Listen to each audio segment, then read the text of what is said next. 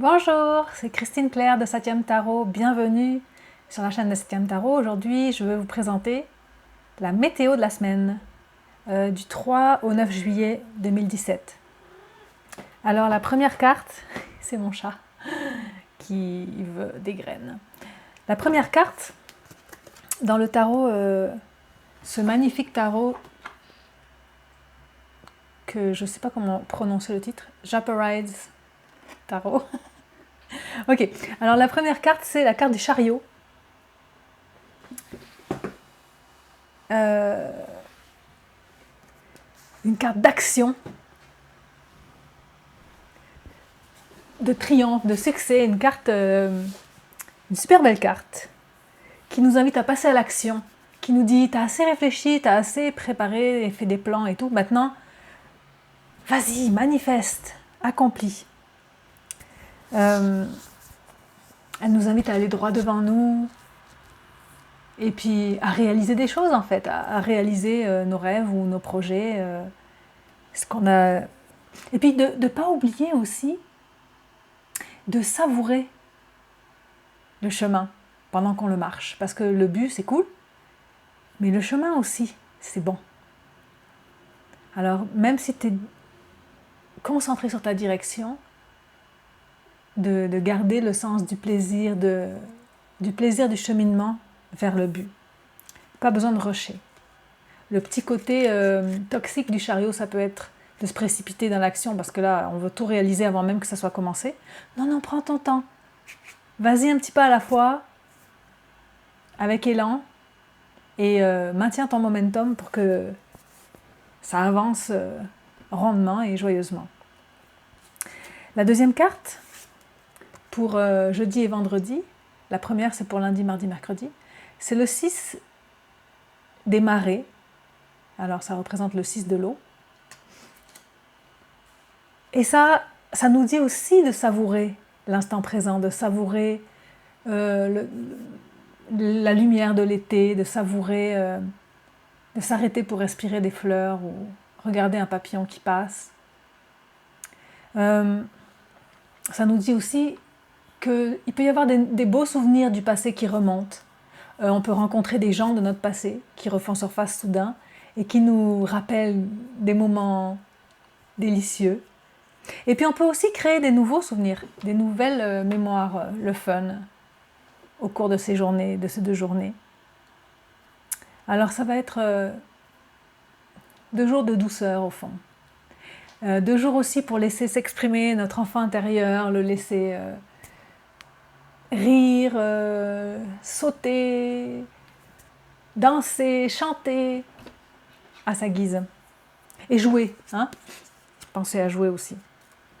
La troisième pour le week-end, ça va être la reine du feu, la reine des bâtons. Et la reine du feu, elle nous invite à nourrir notre créativité, la nôtre, et aussi celle des gens autour de nous. Elle nous invite à devenir une source d'inspiration pour notre communauté, pour les gens autour de nous. C'est comme si ce week-end-là, la proposition, c'est d'en faire un week-end dans lequel on est en pleine... On choisit de vivre passionnément tout ce qu'on a à vivre. Dans ce leadership, cette reine-là, c'est une reine pleine de leadership et de courage et de force et de joie et de joie de vivre et de créativité. Elle est portée par une flamme intérieure, elle est pleine d'enthousiasme. Elle est vraiment habitée, animée, vivante. Alors, c'est ça l'invitation. Vis passionnément. Cette semaine, pour répondre à la demande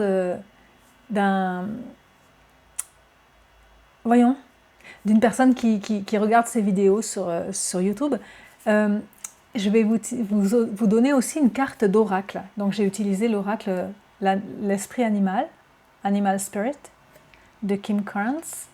Et l'animal qui va nous accompagner cette semaine, c'est le paon. Et le paon, son mot-clé, c'est la beauté intérieure. La beauté intérieure. Parce que lui, on pourrait croire que le paon, ce qui fait sa beauté, c'est son plumage.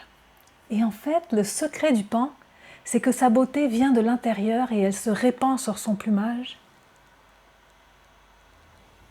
Tu vois, c'est un mouvement qui vient de l'intérieur et qui se répand partout sur nous et dans notre aura et autour de nous et sur notre visage et partout. Alors, c'est pareil pour nous au fond. C'est comme si, en étant de plus en plus alignés à la beauté profonde de qui on est vraiment, alors on se met à briller, à rayonner, à resplendir, à devenir encore plus beau qu'on est. En fait, ça transfigure notre visage, notre corps. Et c'est aussi une carte qui peut nous accompagner à assimiler les leçons et les expériences de la vie sans jamais développer de rancœur ou de ressentiment. C'est pas du tout ça. Le pan, il est à un autre niveau, lui. Il assimile et il fait du compost avec tout ça. Et le compost, je ne sais pas si tu as remarqué, si tu en as déjà fait toi-même, mais le compost, quand on le prend et qu'il est prêt, il sent bon. Il sent l'humus de la forêt. Il a transformé toutes les matières putréfiées ou peu importe en quelque chose de délicieux qui va nourrir le monde. Alors lui, c'est ça qu'il fait. Il laisse pas des choses pourrir à l'intérieur de lui, puis rester là et faire du ressentiment, de la rancœur ou des trucs auxquels il s'accroche. Il transforme tout. Il assimile, il transforme et avec ça, il recrée de la beauté. C'est ça qu'il fait constamment. La sienne et puis celle qui l'inspire autour de lui. Alors je t'invite, le pan quand il est en déséquilibre, la façon de le ramener en équilibre, c'est de l'aider à méditer sur sa propre beauté profonde.